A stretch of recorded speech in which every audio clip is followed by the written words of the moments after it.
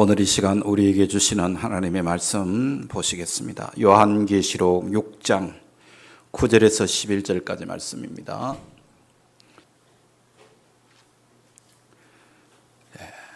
차신자를 우리 같이 한 목소리로 합독하겠습니다.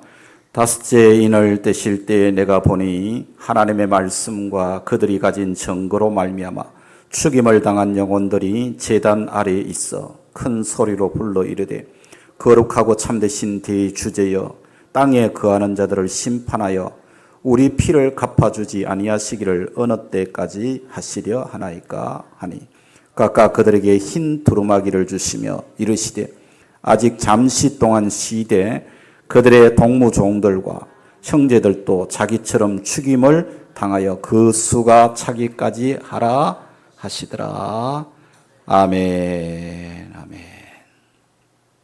할렐루야. 오늘 또 복된 성일 예배 자리에 나온 우리 성도 여러분들을 주의 이름으로 축복합니다. 자, 이 시간 저 옆 사람, 앞뒤 사람 인사 나누겠습니다. 서로를 축복하며 사랑합니다. 축복합니다. 감사합니다. 예, 그렇습니다. 얼굴이 어두운 분들, 무거운 분들 얼굴 활짝 좀 펴십시오. 수고하고 무거운 짐을 주님 앞에 다 내려놓고 오늘 또 주시는 말씀을 통해서 은혜되는 귀한 시간이 되시기를 축복합니다.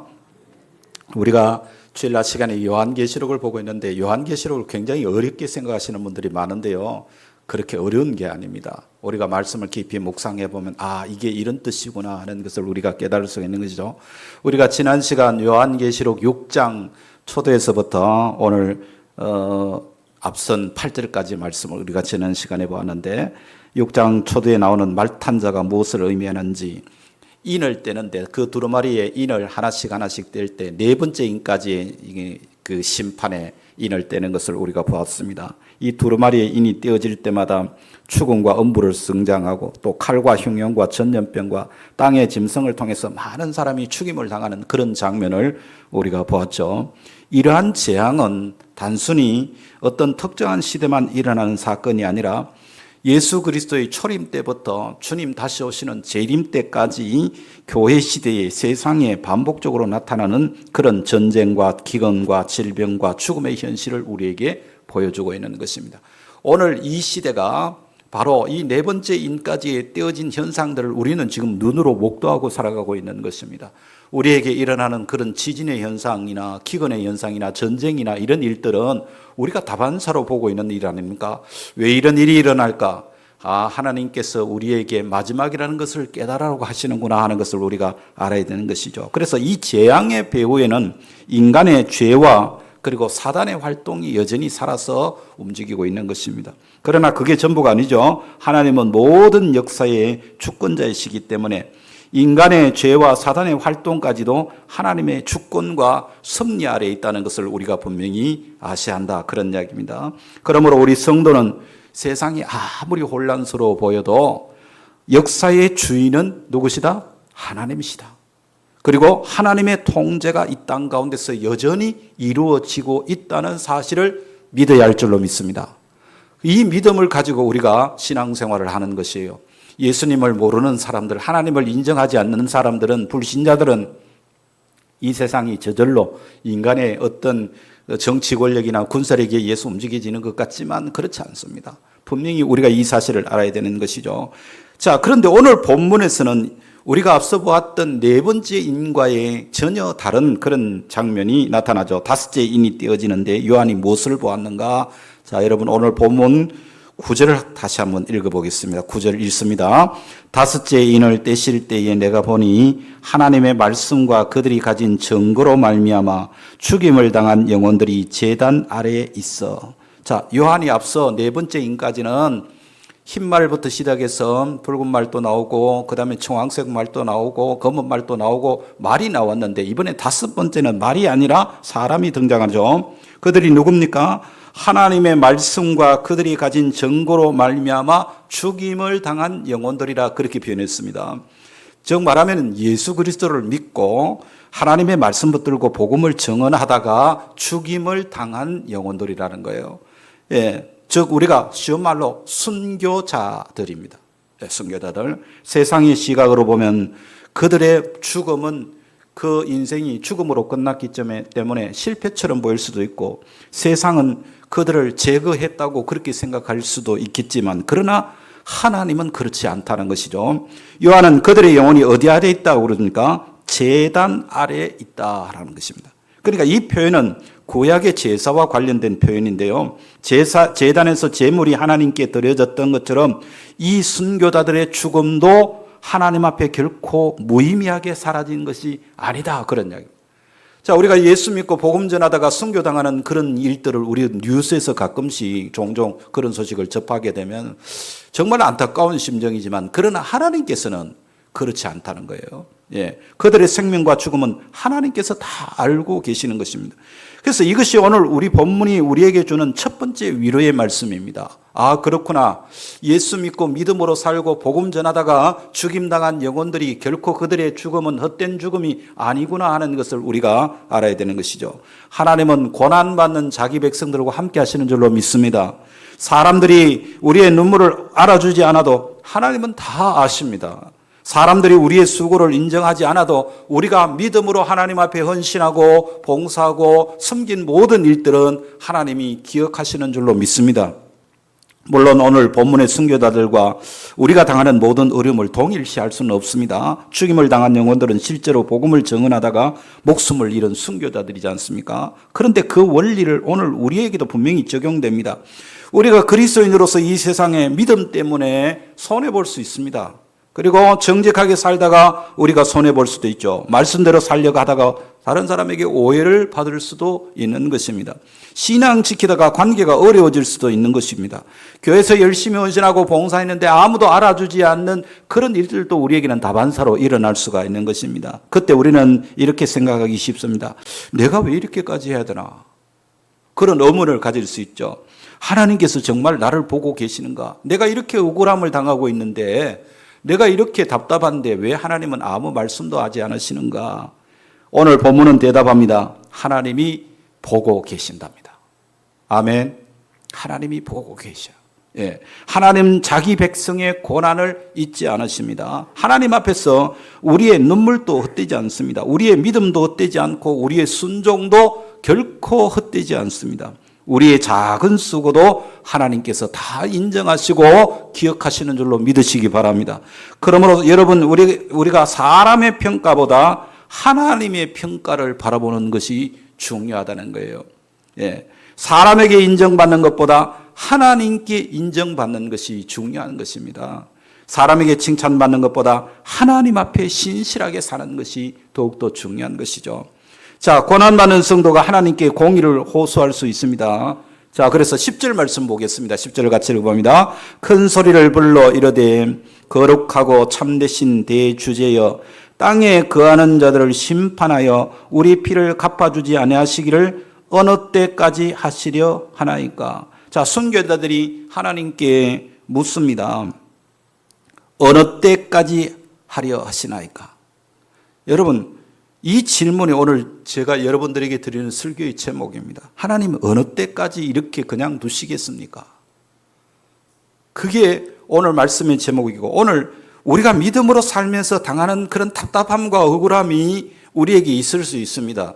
그때마다 우리가 이 질문을 던질 수 있죠. 언제까지 악한 자들이 우리를 괴롭히도록 그냥 내버려 두시겠습니까? 언제까지 불의가 계속됩니까? 언제까지 하나님의 백성이 고난받아야 합니까? 언제까지 하나님의 그 정의와 공의가 드러나게 하시렵니까? 이런 질문이 우리에게 있습니다. 이건 하나님을 불신하는 원망이 아닙니다. 그들은 하나님을 뭐라고 불렀습니까? 거룩하고 참되신 대주제라고 불렀어요. 그들은 하나님이 거룩하시다는 것을 믿었습니다. 하나님이 참되시다는 것도 믿었습니다. 하나님이 모든 것을 다스리는 주권자라는 사실을 믿었습니다. 그들에게 믿음이 있었죠. 그렇기 때문에 하나님께 부르짖습니다. 주님, 어느 때까지입니까? 그러니까 성경에는 이런 기도가 굉장히 많이 나옵니다. 대표적으로 시편 기자도 보면 하나님께서 이런 탄원의 기도를 드렸던 것을 보게 되고 또 하박국 선지자 같은 경우에도 하나님께 부르짖으면서 어느 때까지입니까? 라고 그렇게 부르짖었습니다. 그리고 그러므로 우리 성도가 고난 중에 하나님께 자신의 고통을 솔직하게 말씀드리는 것은 믿음 없는 행동이 아니에요. 오히려 하나님을 신뢰하기 때문에 하나님께 나아가는 행위가 된다. 그런 이야기죠. 다만 중요한 것이 있습니다. 순교자들이 우리 피를 갚아달라고 말하는 것은 개인적인 복수를 요구하는 기도가 아닙니다. 하나님의 공의로운 심판을 구하는 기도, 그런 기도였죠. 악을 악으로 갚겠다는 개인적인 복수가 아니라 하나님께 심판을 맡기는 행위예요. 오늘 우리에게도 이런 기도가 필요한 것입니다. 여러분, 우리도 억울한 일을 당할 때가 있지 않습니까? 사람에게 오해받을 수도 있고 부당한 대우를 받을 수도 있습니다. 누군가 나에게 잘못했는데 그 사람은 아무 일 없이 잘 살아가는 것처럼 그런 모습을 보일 때가 있지 않습니까? 그때 우리는 답답하죠. 언제 이 진실이 드러나고 공의가 드러날 것인지. 그때 우리가 어떻게 됩니까? 사람을 미워하며 복수하려고 하면 안 됩니다, 여러분. 예. 하나님께 맡기셔야 합니다. 우리 그리스도인들은 절대 사람을 대해서, 혈과 육에 대해서 싸움을 걸면 안 됩니다. 하나님, 제가 판단자가 되지 않게 해주십시오. 주님의 공의에 저의 모든 이 답답함을 맡겨드립니다. 이 기도가 우리에게 필요한 것이죠. 이것이 믿음의 기도라, 그렇게 말할 수가 있는 것입니다. 그래서 성도는 악을 악으로 갚지 않고 최종적으로 하나님께 모든 것을 맡겨드리는 그 믿음을 우리가 가져야 된다는 그런 이야기입니다. 그래서 하나님은 정하신 때까지 하나님의 자기 백성을 기다리게 하시는데, 자, 11절 말씀 같이 읽어보겠습니다. 시작. 각각 그들에게 흰 두루마기를 주시며 이르시되 아직 잠시 동안 쉬되 그들의 동무종들과 형제들도 자기처럼 죽임을 당하여 그 수가 차기까지 하라 하시더라. 자, 하나님께서 순교자들의 기도에 응답을 주시는데, 그런데 우리가 생각하는 것과는 전혀 다릅니다. 지금 당장 심판하겠다는 말씀을 하지 않으시고 아직 잠시 동안 쉬라는 것이에요. 예. 하나님께서는 하나님의 때가 있다는 말씀입니다. 우리에게는 그 시간이 길게 느껴질 수도 있습니다. 하나님의 섭리 가운데 모든 일이 이루어지기 때문에 우리의 계산으로는 도무지 너무 길게 느껴지는 것이죠. 그래서 하나님의 허락 없이는 어떤 일도 일어나지 않습니다. 그러므로 우리는 하나님의 때를 신뢰해야 한다, 그런 이야기입니다. 우리의 생각으로는 당장 천둥 벼락이 내리쳐서 이 문제가 해결되기를 바라겠지만, 그러나 하나님은 아니시라는 거예요. 그래서 하나님은 그들에게 세 가지 은혜를 베푸시는데, 첫째가 뭐냐면 흰 두루마기를 주셨어요. 흰 두루마기. 흰 두루마기는 성경에서 깨끗함과 승리와 거룩을 상징하는 것입니다.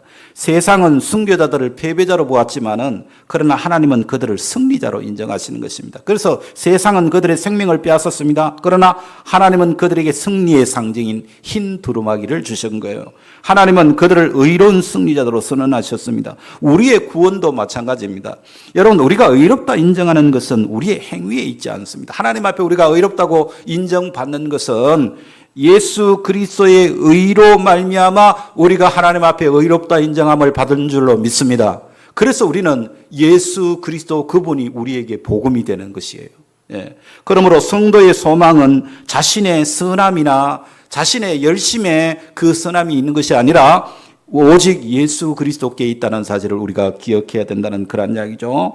그 다음에 두 번째로는 하나님은 그들에게 아직 잠시 동안 쉬라, 그렇게 말씀하시는 것을 봅니다. 쉼이라는 것은, 우리 인간의 쉼은 죽음을 말하는 것이에요. 그런데 여기서 성도의 죽음은 없어지는 것이 아니라 쉬는 것입니다. 우리가 성경에 보면은 예수님께서 죽은 자들을 향해서 표현하시기를 죽었다고 하지 아니하고 잔다라고 표현하셨어요. 여러분, 잠은 어떤 것입니까? 잠시 쉬는 것이죠.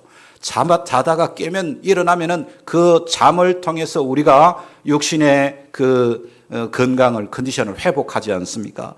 그러니까 성도도 죽는 순간에 주님이 함께 하셔서, 육체의 죽음은 성도가의 존재가 끝나는 것이 아니라는 것입니다. 그리스도 안에서 죽은 성도는 주님 품 안에서 안식을 누리는 것입니다. 쉬는 것이죠. 그리고 주님께서 다시 오실 때 죽은 자들이 부활하고 하나님의 백성은 완전한 부활의 영광에 참여하게 되는 것입니다. 이것이 성경이 우리에게 가르치는 분명한 진리라는 것을 잊지 마시기 바랍니다. 그 다음에 세 번째 뭘 이야기합니까? 아직은 하나님이 기다려야 할 시간이 있다, 그렇게 말씀하고 있는 것입니다. 종들과 형제들을 또 자기처럼 죽임을 당하여 그 수가 차기까지 하라 그랬어요. 하나님께서 역사를 하나님의 뜻대로 이끌어 가시는데 우리는 그 계획을 알 수가 없습니다.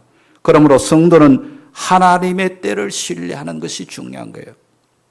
자, 그렇다면 우리가 어떻게 살아야 하는가? 오늘 본문을 묵상하면서 중요한 한 가지 질문을 여러분들에게 던지겠습니다. 왜 하나님은 자기 백성이 고난당하도록 허락하실까? 왜 예수 믿고 믿음으로 사는데도 우리에게는 고난이 찾아올까? 여기에 대한 대답이 여러분 분명히 있어야 합니다. 성경은 여러 가지 방식으로 그 이유를 설명하는데 고난을 통해서 우리의 믿음이 연단되기 때문입니다.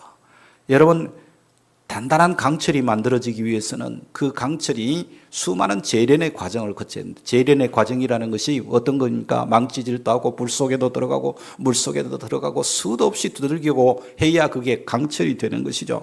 우리의 믿음이 연단의 과정이 바로 이 고난이라는 겁니다. 그래서 때로는 우리가 고난당함으로 말미암아 우리 속에 있는 교만을 낮게 만들고 교만을 없애도록 하는 방법이 되기도 하고, 또 더욱더 이 고난을 통해서 주님을 의지하게 만들기도 하는 것입니다. 그리고 우리의 삶을 통해서 복음이 정언되게 하기도 하시는 것이죠. 그런데 여기서 한 가지 분명히 해야 됩니다. 모든 그리스도인이 순교자가 되는 것은 아니지 않습니까? 오늘 9절에 죽임당한 영혼들은 실제로 복음과 하나님의 말씀 때문에 죽임당한 순교자들을 가리키는데, 그러므로 우리는 순교와 일상적인 자기 부인을 혼동하지는 말아야 됩니다만, 그러나 우리 모든 그리스도인은 자기 십자가를 지고 주님을 따라가야 합니다. 예수님께서도 분명히 마태복음 16장 24절에 말씀하셨죠. 아무든지 나를 따라오려거든 자기를 부인하고 자기 십자가를 지고 나를 따를 것이라고 말씀하셨습니다. 그렇습니다. 그리스도인의 삶에는 자기 부인이 있습니다. 내 욕심과 자존심을 내려놓아야 합니다. 그리고 또 우리는 용서하며 살아야 됩니다. 손해를 감수하며 살아야 합니다. 하나님께 순종하기 위해서 내가 원하는 것을 내려놓아야 할 때가 있는 것이에요. 이것이 뭐냐면 그리스도인의 십자가예요.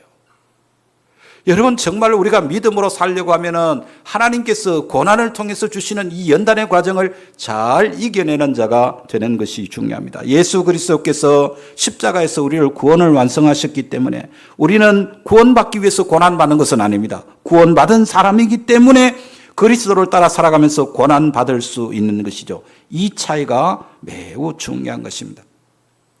여러분, 마태복음 22장에 보면요, 바리새인들이 예수님을 공경에 빠뜨리기 위해서 세금에 관한 질문을 하는 그런 내용이 나옵니다. 마태복음 22장에요.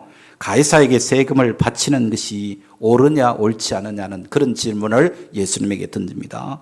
예수님께서 세금 내지 말라 그러면 예수님은 로마를 대적하는 적대행위자가 되어서 건방 군인들에게 체포될 것이고, 또 세금을 내라 그러시면은 아마 하나님의 아들이며 유대인의 메시아로 왔다는 자가 이 땅의 왕에게 세금 바치라고 하느냐, 이런 아주 반대적인 세력이 생겨날 수 있겠죠. 그러니까 바리새인과 헤롯 당원들은 네가 진짜 하나님의 아들이면 너의 힘을 발휘해서 이 진퇴양난의 상황에서 한번 빠져나와봐라, 시험을 던지는 것입니다. 이러한 시험은 예수님의 공생의 기간 내내 닥쳐왔던 시험의 내용이기도 한 것입니다. 이 말씀은 단순히 세금에 관한 말씀이 아닙니다.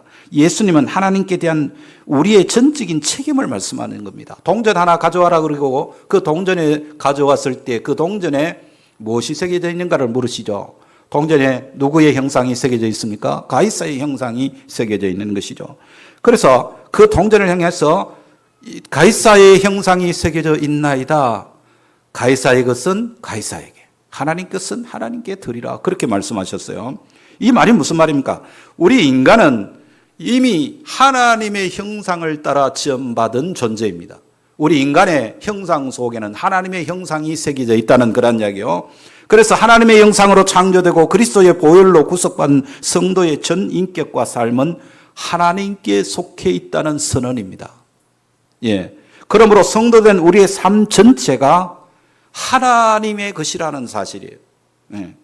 우리의 시간도 하나님의 것이고, 우리의 물질도, 우리의 가정도, 우리의 재능도, 우리의 몸도, 우리의 미래도 하나님께서 잠시 맡겨주셔서 우리가 지금 사용하는 것이에요. 여러분, 이걸 착각하시면 안 된다는 거예요. 예수님께서 그 바리새인들의 그 황당한 질문에서 말씀하시는 그 핵심의 내용은 너는 하나님의 것이니, 너희는 하나님의 것이니 너희 자신을 하나님께 드리며 살아라는 거예요. 그러면 여러분, 성도는 세상의 성공을 위해서 하나님을 포기하면 안 됩니다. 예. 세상이 주는 편안함을 얻기 위해서 절대로 타협해서도 안 됩니다. 그리스도인은 세상의 기준으로 성공을 판단하지 않습니다. 우리의 성공 판단의 기준은 오직 하나님의 말씀인 줄로 믿습니다. 그래서 성경은 우리 그리스도인들의 인생을 광야에 비유합니다. 신명기 8장에 보면은 하나님의 백성들이 광야에서 어떻게 살아야 하는가를 말씀하고 있는데요. 자, 말씀이 조금 깁니다만 신명기 8장 3절 그리고 15절 16절입니다. 한번 같이 읽어보겠습니다. 너를 낮추시며 너를 줄이게 하시며 또 너도 알지 못하며 내 조상들도 알지 못하던 만나를 내게 먹이신 것은 사람이 떡으로만 사는 것이 아니요 여호와의 입에서 나오는 모든 말씀으로 사는 줄을 네가 알게 하려 하심이니라. 너를 인도하여 그 광대하고 그 위험한 광야 곧 볼뱀과 전갈이 있고 물이 없는 건조한 땅을 지나게 하셨으며 또 너를 위하여 단단한 반석에서 물을 내셨으며 내 조상들도 알지 못하던 만나를 광야에서 내게 먹이셨나니 이는 다 너를 낮추시며 너를 시험하사 마침내 내게 복을 주려 하심이었느니라. 여러분, 광야가 어떤 곳입니까? 광야는 살기 힘든 곳입니다. 먹을 것이 부족합니다. 물이 부족합니다. 위험한 일이 많습니다. 그러나 하나님께서는 그 광야에서 이스라엘에게 하나님을 가르쳐 주셨어요. 여러분, 성도의 삶에도 광야가 있습니다. 우리가 원하는 대로 일이 풀리지 않을 때가 있지 않습니까? 건강과 물질과 직장과 가정의 문제와 인간관계의 문제로 어려움을 겪을 때 우리는 하나님께 질문합니다. 하나님, 왜 이런 일이 일어납니까? 내가 믿음으로 살려고 하는데 왜 이런 고난이 나에게 찾아옵니까? 우리는 그 이유를 알 수 없습니다. 그러므로 모든 고난을 하나의 이유로 단정하면 안 됩니다. 그러나 분명한 것은 어떤 상황 속에서도 하나님께서 지금 나의 상황을 아시고 하나님께서 나의 상황을 지켜보고 계신다는 사실입니다. 이 믿음으로 우리가 살아야 되는 것이죠. 그래서 하나님은 고난 가운데서도 우리를 붙드시고 믿음을 지키게 하시는데 고난 가운데서도 예수님을 바라보게 하시는 것입니다. 그래서 성도는 고난 가운데서도 하나님을 신뢰하는 것입니다. 예수님께서 우리의 소망이 되시기 때문입니다. 여러분, 우리가 고난을 견딜 수 있는 이유가 뭡니까? 우리의 의지가 강하기 때문에 그 고난을 이겨내는 게 아니에요. 우리의 믿음이 대단하기 때문도 아닙니다. 예수 그리스도께서 우리의 소망이 되시기 때문에 예수님을 바라보는 자는 반드시 그 고난을 이기게 해 주실 것입니다. 이 믿음으로 승리하시기를 축복합니다. 예수님이 그렇게 살다가 가셨어요. 고난당하시고 순종하시다가 십자가에 죽으셨습니다. 죄인된 우리를 대신해서 죽으신 것이죠. 그래서 하나님의 모든 진노를 해결하셨습니다. 그 예수 안에 있는 자들로서 우리는 그 예수의 삶의 자취를 따라 살면서 환난과 고난을 통해 죄인된 우리의 옛 자아를 죽여서 결국에는 우리의 심령 속에 예수 그리스도의 형상을 이루어 가게 될 줄로 믿습니다. 그러므로 구원받은 성도는 예수님 따라 살아가는 것이에요. 그리고 그 과정에서 우리가 고난을 경험하는 것입니다. 사도 바울이 뭐라고 그랬습니까? 나는 날마다 죽는다 그랬습니다. 여러분, 이 말씀은 우리가 매일 육체적으로 죽는다는 뜻이 아니지 않습니까? 자기 중심적인 삶을 버리고 그리스도를 따라가는 삶을 말해서 나는 날마다 죽는다고 표현한 겁니다. 그러므로 우리에게 필요한 것은 자기 부인입니다. 내 뜻보다 하나님의 뜻을 앞세우는 것입니다. 내 욕심보다 말씀을 선택하는 것입니다. 내 자존심보다 사랑과 용서를 선택하는 것입니다. 내 편안함보다 하나님께 대한 충성과 헌신을 선택하는 삶을 살아가야 하는 것입니다. 우리의 고난은 복음을 증언하는 통로가 되는 것이죠. 그래서 예수님께서 요한복음 17장 18절에도 이런 말씀을 하셨습니다. 아버지께서 나를 세상에 보내신 것 같이 나도 그들을 세상에 보냈다. 여러분, 이 말씀 어떻게 생각하십니까? 우리 주님께서 우리를 부르신 것은 세상에 보냄을 받기 위해서 우리가 부름받은 겁니다. 그러니까 뭘 하라고? 예수님의 십자가의 삶을 살라고, 삶으로 예수님을 설명해 주라고. 그래서 우리는 세상으로 파송받은 사람입니다. 우리의 삶으로 복음을 보여줘야 되고 복음의 열매가 나타나야 합니다. 때로는 그 일 때문에 손해를 볼 수도 있고 억울한 일을 당할 수도 있지만 우리는 그 일을 감당하는 자가 되어야 되는 것이죠. 오늘날에도 세계 여러 지역에서 예수 믿는다는 이유로 고난받는 성도들이 너무나도 많이 있습니다. 우리는 그들을 잊지 말아야 됩니다. 오늘 우리가 믿음의 삶을 사는 것은 너무나도 편안하고 안일하게 예수를 믿는 것이 아닌가 하는 안타까운 마음이 들 때가 있습니다. 그래서 우리는 지금도 예수 믿는 것 때문에 고난당하는 그런 사람들을 위해서 기도하는 자가 되어야 됩니다. 영국의 선교사이자 여자 의사였던 헬런 로즈비어 선교사라는 분이 아프리카 콩고에서 사역을 할 때 콩고 안에 그 혁명이 일어났습니다.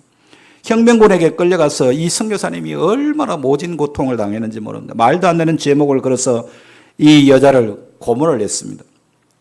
헬렌 선교사가 너무나 고통스러운 그 고문 속에서 이런 생각을 했답니다. 하나님이 나를 떠나셨는가 보다. 그런데 어느 날 감옥에 갇혀서 그 고통을 당하는 중에 분명한 깨달음이 오기를, 너는 분명히 복음을 전하는 특권을 달라고 하나님께 기도하지 않았느냐. 바로 이것이 그 특권이다. 이 고난은 바로 예수 그리스도의 고난이다. 예수님은 잠시 네 목숨을 빌리시는 것뿐이다. 네가 여기서 죽는다면 그것은 예수님의 죽음에 동참하는 영광스러운 특권을 얻는 것이다. 자기 마음속에서 이런 확신이 확 밀려 들어오다는 거예요. 이분의 일기에 이런 일기가 계속 이어집니다. 잘 들어보십시오. 예수님은 그 고통을 멈추게 하지 않으셨다. 예수님은 그들의 잔인함과 그들의 악함을 조금도 말려주지 않으셨다. 여전히 아팠고 여전히 두려웠고 여전한 고통에 미칠 것만 같았다. 그러나 그러한 깨달음이 온 후에 나는 달라졌다. 이제 그 고통은 예수님 안에서 예수님을 위해서 예수님과 함께하는 고통이었다. 나는 그 영광스러운 특권을 누리고 있었다. 나의 이 십자가의 삶, 순교자의 삶이 하나님 나라의 완성에 쓰임받고 있다는 감격에 나는 찬송을 불렀다. 하나님께서 끝까지 안 말려주셨답니다. 오늘 우리에게도 그런 극단적인 고통은 아닐지라도 믿음으로 살려는 그 상황 속에서 겪는 고난이나 어려움이 아마 우리 각자에게 다 있을 것입니다. 혹시 여러분 가운데 이런 질문 가지고 계신 분이 있을까요? 하나님 언제까지입니까? 이 문제 언제 끝납니까? 하나님, 이 고통 언제 끝납니까? 이 기도가 언제 응답됩니까? 이 악한 사람들을 언제 심판하실 겁니까? 오늘 본문에서 선교자들도 같은 질문을 했지 않습니까? 어느 때까지 하시려나이까? 하나님은 그들에게 즉시 모든 것을 설명해 주지 않았습니다. 대신 흰 두루마기를 주셨습니다. 그리고 말씀하셨습니다. 잠시 동안 쉬라. 이게 하나님의 응답입니다. 하나님께서 모든 것을 보고 계십니다.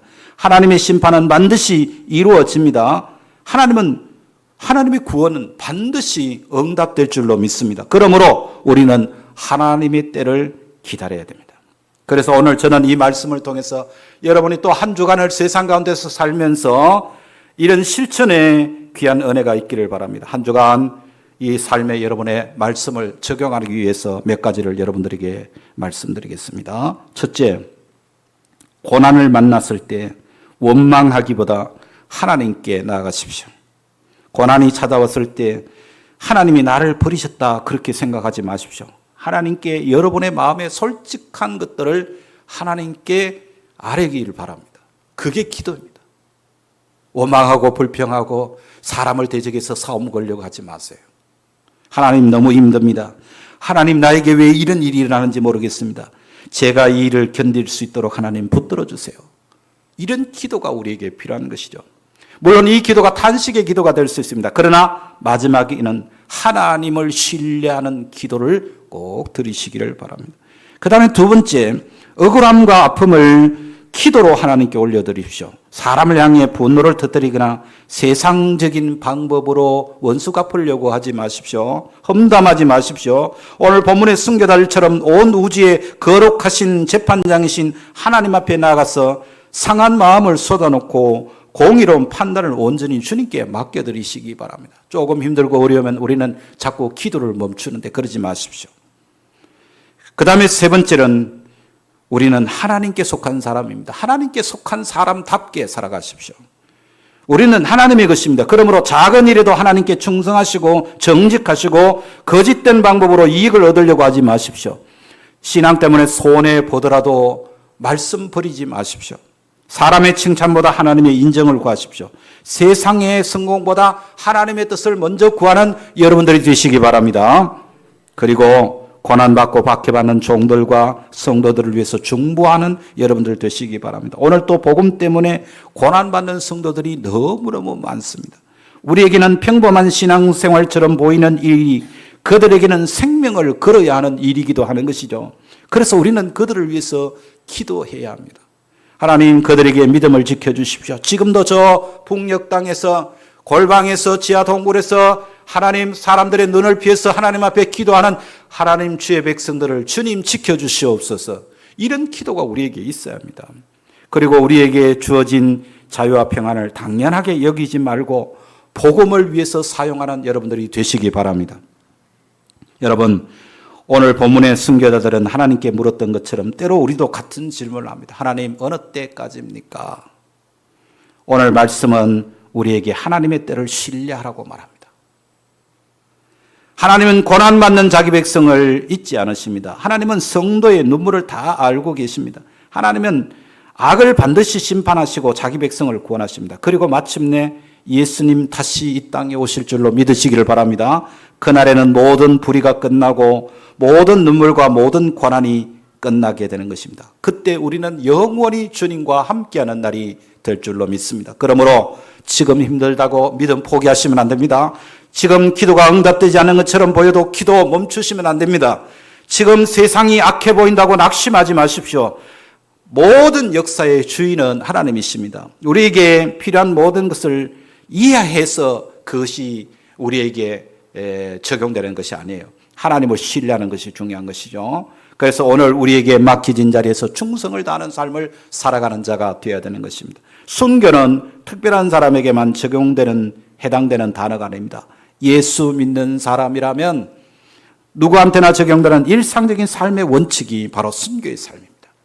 그래서 사도 바울처럼 나는 날마다 죽노라고 했는데 날마다 죽으면 날마다 천국일 줄로 믿습니다. 그 삶을 우리가 살아야 돼요. 하나님께서는 우리를 위해서 승리와 영광의 상징인 흰 두루마기와 흰 옷을 예배하고 우리를 기다리고 계십니다. 끝까지 믿음의 선한 싸움 싸워서 주님 오시는 날 영광스러운 흰 옷을 입고 보호자 앞에서 기쁨으로 주를 찬양하는 복된 성도들 다 되시기를 주님의 이름으로 축복합니다.